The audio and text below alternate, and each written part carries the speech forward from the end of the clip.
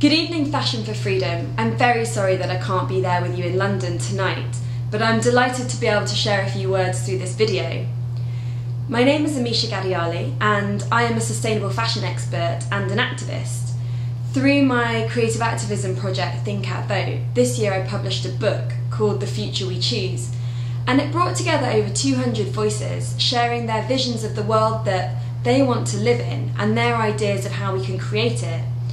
And the process of this book really confirmed to me that we live in a world that is inescapably interconnected, and that what we do with our time, energy and money really does create the future that we choose. So through making smart choices, we can really create a better world. I'm a big supporter of the work of the Red Light campaign. They use creative activism in a smart way to create fun and thought-provoking events that challenge the way that we see the world around us and our role in it, from their photography events on human trafficking to their ethical fashion events such as tonight. And they bring these two issues together that are very close to my heart. We're all part of the clothing industry, as most of us wear clothes on a daily basis. And the industry actually employs 1/6 of the world's population and includes many other industries, from farming to manufacture to design to retail to the media. Through what we wear, we have an incredible opportunity to shape millions of lives and create a better world. As you may know, the fashion industry is riddled with issues, from forced labour, heavy chemical and pesticide use, child labour, sweatshops, like the incredible amount of clothing going to landfill every year. And so we can actually change the way that we think about what we wear and make an impact in the world that way.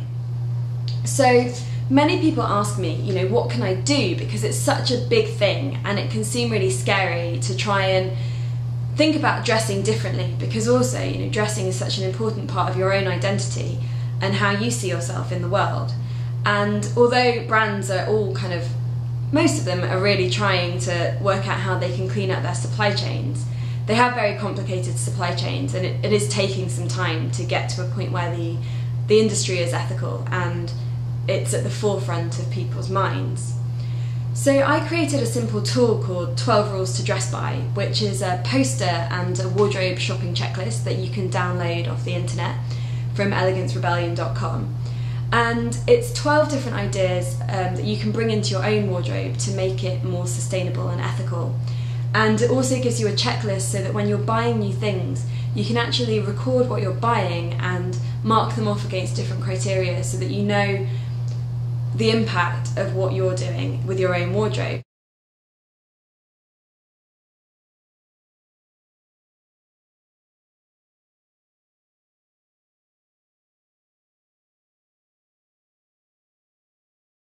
I'm going to talk you through my 12 rules to dress by.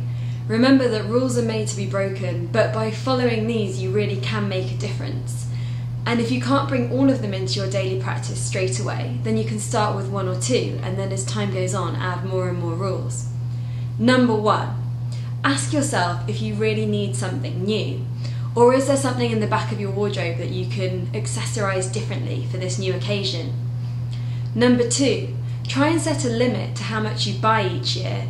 Think about how much you would normally buy and halve it, or if you're feeling really brave, quarter it, and record everything that you're buying. Number 3, research ethical designers. There are great designers out there tackling these sustainability problems, and if you look online, and tonight you'll find lots of them and the interesting work that they're doing. Number 4, support small local designers. They're often difficult to find in a world that's so centred around the high street, but when you do, you'll find that their work is different and independent and comes with a low carbon footprint. Number 5, buy something organic or made from an eco-fabric such as nettle, soybean or hemp. Number 6, have a wardrobe clear out and donate the things that you don't use anymore. You can donate them to any charity shop or textile recycling bank. I would recommend Trade because they actually use every single bit of fabric that you give them, and the money that they make from it goes into amazing international development projects around the world. Number 7, when buying something new, ask, what is not on the label? Do I know where this came from, who made it, how it was made? Do I know what I'm going to do with it when I don't want it anymore?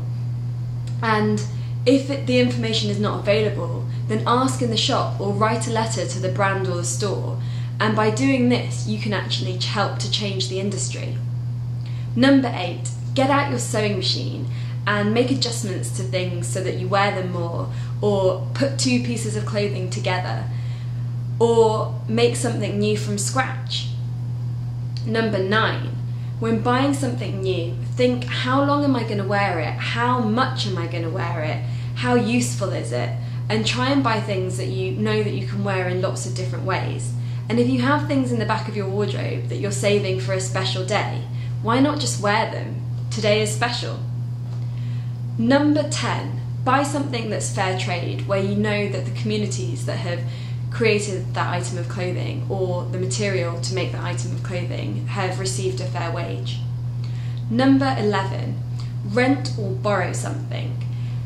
You can borrow from your friends, that way you can all share clothes. You can go to swishing parties where you take something from your wardrobe that you don't wear and come home with something new.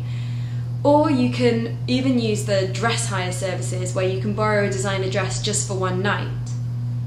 And number 12, have fun with it. It's all about creating funny stories and exciting stories and interesting stories about what you're wearing, and so that you can enjoy the process of getting dressed, knowing that it's making a positive contribution to the world, and also have a great story to share when someone compliments you.